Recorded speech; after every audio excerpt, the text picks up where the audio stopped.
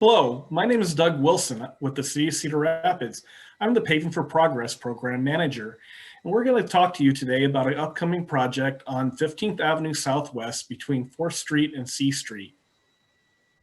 Hello, my name is Patrick Schwickerath. I'm with Snyder and Associates in Cedar Rapids, and I am going to be the design engineer on this project for the city. During the video today, we're going to provide you an overview of the Paving for Progress program, some details related to the project we're talking about today and how long it's going to take and when it will be constructed and how to contact us. So, road construction, it's inconvenient, noisy, necessary, but always very necessary. During this project, you will be inconvenienced some if you live in the area or are driving through the area. We do our best on every project to be sure that we accommodate residents' needs and the traveling public's needs while trying to get the project done as efficiently and effectively as possible. So what is Paving for Progress?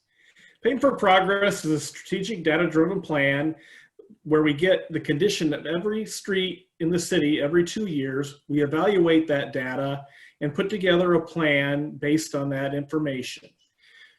We don't do just the bad roads. We also do some streets that, because they need work but not complete replacement, we'd extend the life of the street and more effectively spend your city dollars. The program is designed so that we stop the deterioration of our roadways where they are and improve overall during the time we have this funding available.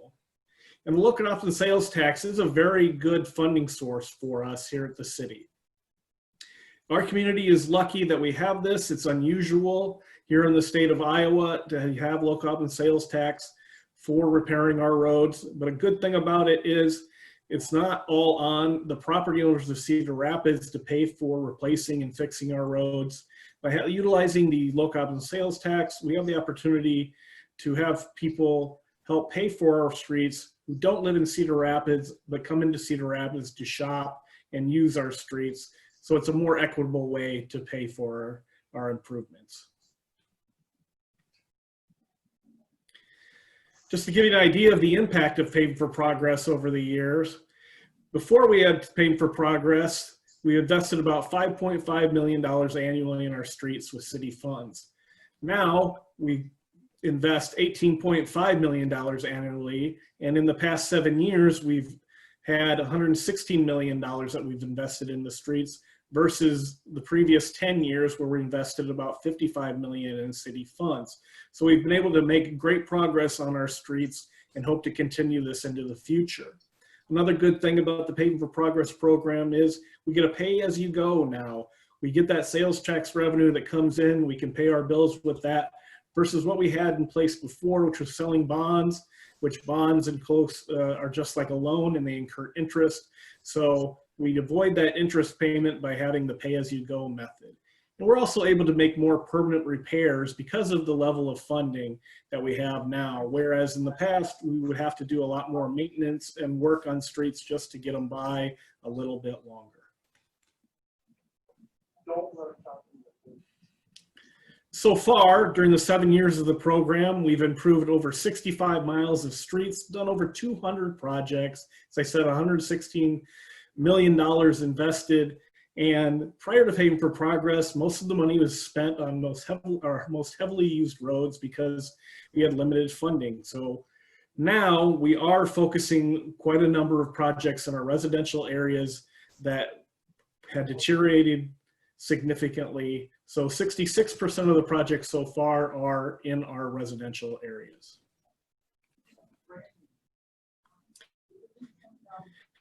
This is a map of where we've done projects with Paving for Progress between 2014 and 2020.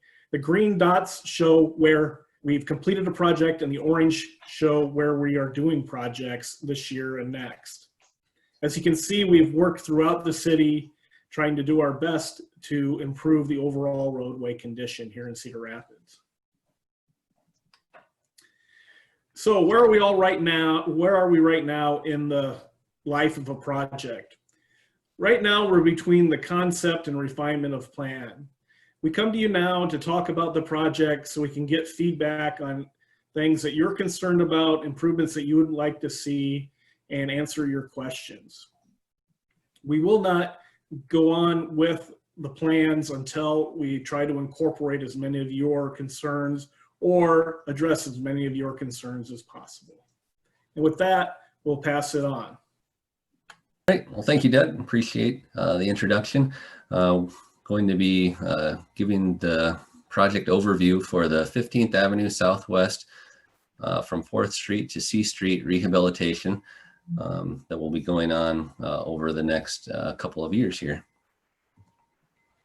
So I want to start out with the project timeline.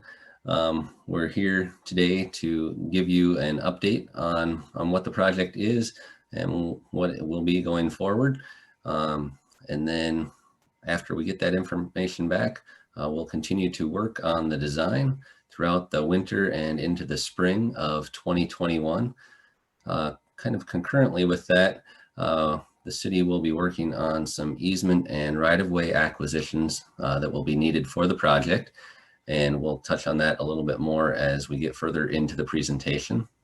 Then we plan to come back again in the fall of 2021 with another update on the project. And construction is planned to begin in the spring of 2022. And the current plan is for that construction to all be completed within one construction season and should be finished up in the fall of that same year. So I want to give just a brief summary of what the project is going to entail. Generally, the project is going to include patching of some sections of the pavement. Most of the roadway on 15th Avenue is actually in fair condition, so that will allow for doing a rehab on most of the pavement rather than doing a full reconstruction, which will allow some of those paving for progress dollars to go a little bit further. So those areas that are in the poorest condition will be patched. And then also there will be some pavement grinding done to help smooth out the roadway surface and allow for a smoother ride for the traveling public. There will be one block of 15th Avenue from 3rd Street to K Street, so just east of the interstate, that will be reconstructed. This pavement is actually in relatively poor condition, and there's a fairly significant amount of utility work that needs to be done in this section of pavement as well. So that block will be reconstructed. The project will also include some storm and sanitary sewer work. This will primarily include replacement of storm sewer intake structures and some sanitary manholes with some limited pipe replacement associated with those structures as well. And somewhat similarly, there will be some water main improvements. Again, most of those will be water valve replacements. There will be some sections of water main that will be replaced. Those will be primarily in locations where there may be some larger patching sections, or in that section between 3rd and K Street where the pavement will actually be fully reconstructed. Additionally, the sidewalk that leads up to the intersections within this section of roadway, they are not ADA compliant. So there will be ADA compliant ramps installed as part of this project. And concurrently with that, some of the intersection radii will actually be reconstructed to allow for easier turning for the vehicles at those intersections, either turning onto the side streets or turning onto 15th Avenue. And then the final portion of the project will include putting down the pavement markings. And the pavement markings that will go out on the rehabilitated section of roadway will be very similar to what's out there now. There will continue to be parking along the north side of 15th Avenue, and then there will be 2 westbound vehicular travel lanes. The one change that's planned for the project is the northern westbound lane, so not the parking lane, but the northern westbound lane will include some, they're called Super Shero bike symbols that will allow for bikes to utilize that lane just like any other vehicle on the roadway. So if there's bikes on the roadway and a car comes up behind them and wants to go around, they would then go into the other vehicular lane there and go around that way. So that's a brief summary of the planned improvements for the project. I want to go over just some of the general construction items that will be taking place or that people within the corridor will experience. The plan right now is to construct the project in 2 stages, generally half at a time, with this being a one-way street with 2 westbound lanes. The city will be able to maintain 1 westbound lane of traffic throughout the project. So when one section of the pavement is being either rehabbed or reconstructed, then the opposite half of the roadway will be open for 1 lane of traffic. And then as the progress of construction moves forward, then the travel lane will be switched. Vehicles will go on the rehab section of roadway, and then the opposite half of the street will be able to be improved.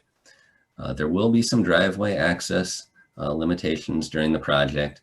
As we talked about earlier, there will be some patching, some utility improvements, and for that 1 block, there will be some reconstruction that will be taking place. So if those improvements are taking place adjacent to a road, or excuse me, adjacent to a driveway, there will be some access limitations during those times.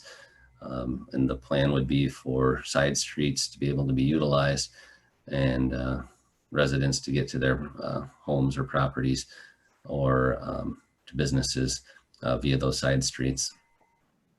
As we talked about earlier, there will be some utility improvements with some minimal water main work going on. So there may be, or likely will be, some periods of time where some people or businesses, homes along the corridor will experience some water service interruption. They should be relatively short while some switchover work is being completed. And then as far as mail delivery and waste collection goes, those should be maintained pretty similar to what you have right now within the corridor. Mail delivery should still come to the local residents. And then waste collection, yardies, recycling, that can still be put out as normal. And if it needs to be moved during the construction, that will be the responsibility of the contractor. So as we move forward, we look forward to getting your comments, questions, feedback, so we can work to update and improve the plans accordingly. As we talked about earlier, the negotiations for easements and right-of-way are planned to begin this winter, and we'll be coming back again in the fall for another update similar to this, and we'll definitely plan to be having more information coming out prior to construction beginning. So with that, I will turn it back over to Doug to wrap up the presentation. Thank you, Patrick, for that very informative presentation. Now, how can you contact us with comments about the project or questions? You can email us, phone us, or mail us. You can also request a Zoom call. Please leave feedback online at www.cityofcedarrapids.com/virtualpublicworks. We would like to have comments or feedback before December 18th. If you have any questions about the Pave for Progress program, you can also take a look at www.cityofcedarrapids.com/pavingforprogress. And again, with this presentation, you can also contact our city project engineer, Karen Key, at 319-286-5847. Thank you for taking the time to view this presentation, and we look forward to hearing from you.